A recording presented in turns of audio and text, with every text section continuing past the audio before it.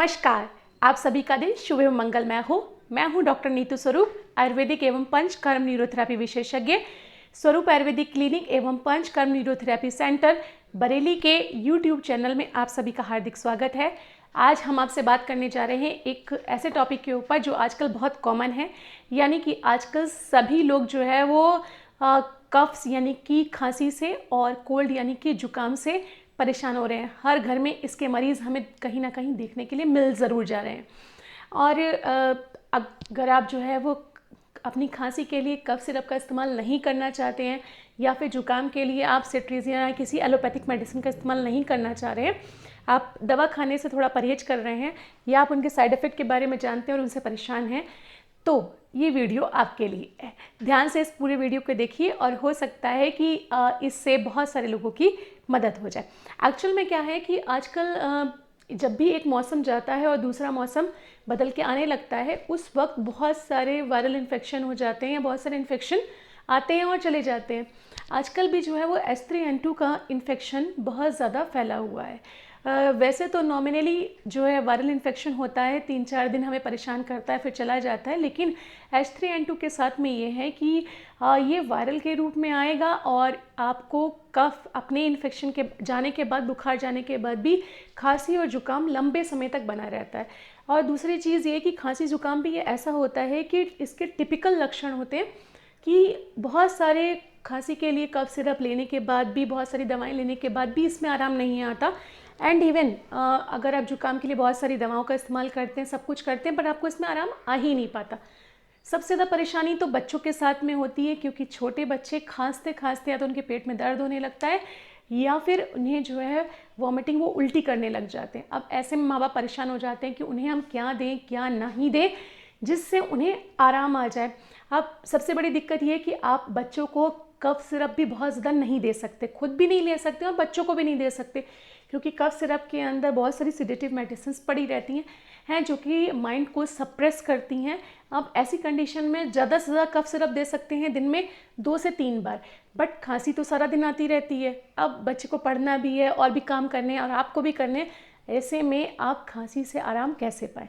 तो ये वीडियो आपके लिए है, क्योंकि इसमें आपको कफ सिरप का इस्तेमाल नहीं करना पड़ेगा। दूसरी चीज़, 3 दिन के अंदर, 3 से 5 दिन मैक्सिमम है आपका, 5 दिन का टाइम पीरियड, आपको खांसी जुकाम से आराम आ जाएगा।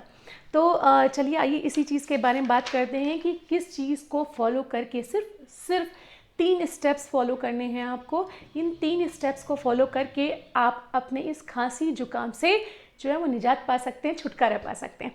तो इसमें जो 3 स्टेप आपको फॉलो करने हैं वो किस तरह से करने हैं, वो 2 चीज़ों में, चरणों में मैं आपको बताऊंगी।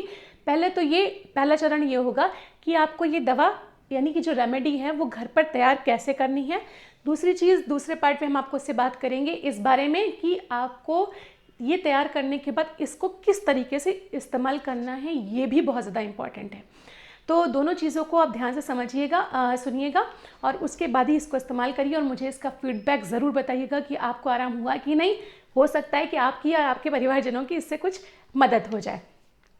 तो इसमें सबसे पहले आपको क्या करना है, पहले चरण में हम बात करेंगे कि मेडिसिन हम कैसे, यानी कि रेमेडी कैसे तैयार करें।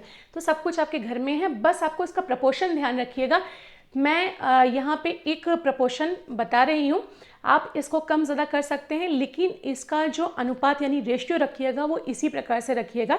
इसमें आपको सबसे पहले लेना है काली मिर्च, जो कि जनरली हमारे पास घर में होती है। काली मिर्च 20 ग्राम, लौंग लेनी है आपको 20 ग्राम, बड़ी इलायची आपको संख्या में केवल 5 लेनी है। ध्यान से सुनिए, सिर्फ संख्या में 5 है यहाँ पर। इसके अलावा जो छोटी यानी हरी इलायची आती है वो आपको लेनी है यहाँ पे 15 ग्राम के आसपास। और दालचीनी लेनी है, दालचीनी जो आती है वो 10 ग्राम लेनी है साबुत। मुलैठी लेनी है आपको, ये सभी चीज़ें साबुत लेनी है, पाउडर फॉर्म में नहीं लेनी। मुलैठी आप लेंगे 20 ग्राम। जायफल जो आता है साबुत, ये आपको लेना है संख्या में सिर्फ 3 नंबर में। और जो छोटी पिपली आती है, एक छोटी होती है पिपली, छोटी पिपली आपको लेनी है 15 ग्राम। ये जनरली किसी भी जनरल स्टोर पे सब सामान मिल जाता है या फिर आपके घर में भी होगा। इस प्रपोर्शन में आप ये सारी चीज़ें ले लीजिए और इन सब को लेकर जो है आप इन्हें जो है वो सीधे मिक्सी के जार में एक फाइन सा पाउडर बना लिए। बिल्कुल महीन पाउडर आपको बताना है, ध्यान रखिए। कोर्स पाउडर होगा तो ये गले में चुभेगा, जिससे वॉमिटिंग होने के चांस ज़्यादा रहेंगे। सो बिल्कुल महीन पाउडर इसका बना लीजिए। अब महीन पाउडर आपने बना के तैयार कर लिया। ये हमारा हो गया पहला चरण कि हमको दवाई कैसे तैयार करनी है, ये हमने तैयार कर ली। अब हमारा आता है दूसरा चरण, जो कि सबसे इम्पॉर्टेंट है कि इसका इस्तेमाल कैसे करना है, किस तरीके से करना है। तो ध्यान से सुनिएगा दूसरे चरण को। इसको जो दवा को है आपको 3 तरीके से इस्तेमाल करना है। पहला, आप सुबह ही अगर जो बड़े लोग हैं वो चाय लेते हैं और बच्चों को आप बॉर्नवीटा या हॉर्लिक्स देते हैं। अब आप इसे कैसे देंगे? अगर आप अपने लिए बड़े चाय तैयार कर रहे हैं तो जो चाय का पानी चढ़ाते हैं उस पानी में कम से कम आधा चम्मच इस दवा को डाल दीजिएगा। अगर आप 1 लोगों की चाय बना रहे हैं तो 1/3 डालिए।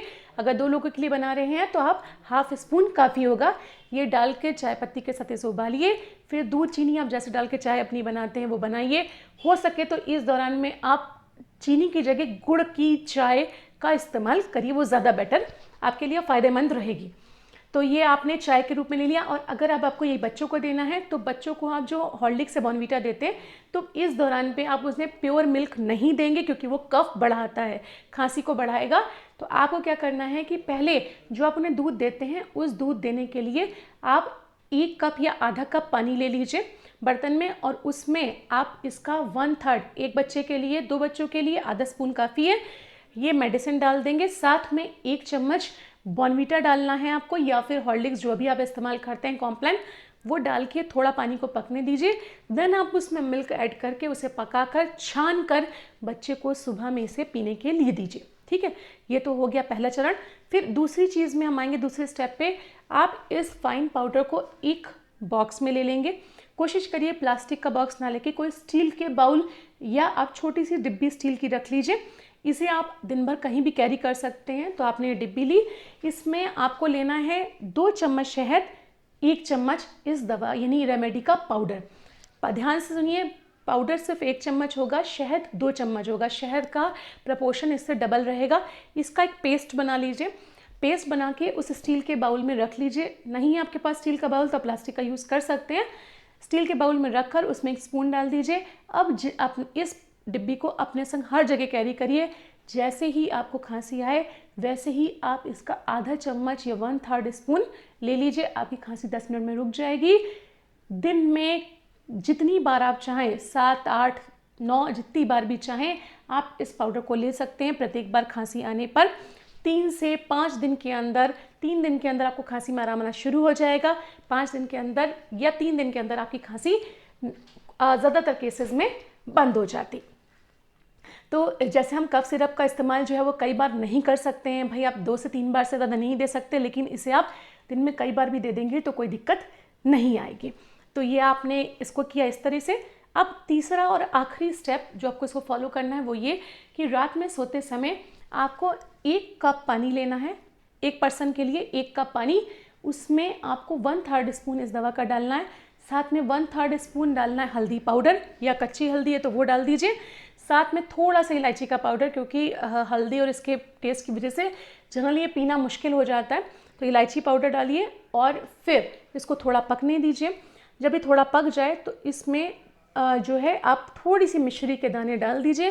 देन 1 कप दूध ऐड कर दीजिए और इसे फिर से पकने दीजिए। तब तक आपको पकाना है जब तक कि ये वापस से पक कर 1 कप ना रह जाए, यानी कि इसका जो वाटर है, पानी है, वो सारा उड़ जाएगा, इवपोरेट हो जाएगा, केवल दूध रह जाएगा। तो छानकर रात में सोते समय आप खुद भी लीजिए और बच्चों को भी दीजिए।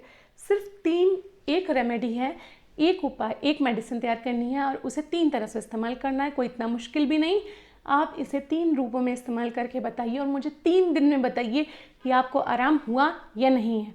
मेरा आपसे वादा है कि मैंने बहुत सारे लोगों को अपने घर पे भी, अपने बच्चों को, अपने परिवार वालों को इस रेमेडी को फॉलो कराया। मैं खुद भी परेशान थी इस चीज़ से बहुत ज़्यादा, मैंने सबको फॉलो कराया और 3 दिन में आपको इससे आराम आना शुरू हो जाएगा। मैं ये नहीं कह रही कि एकदम से जादू हो जाएगा, बट 3 दिन में आपको आराम आने लगेगा। आपको कोई कफ सिरप लेने की आवश्यकता नहीं पड़ेगी और 5 दिन में आपकी खांसी चली जाएगी। लेकिन अगर आपको बुखार आ रहा है तो आप अपने डॉक्टर की सलाह पे जो बुखार की दवा लेनी है वो ज़रूर ले लीजिएगा।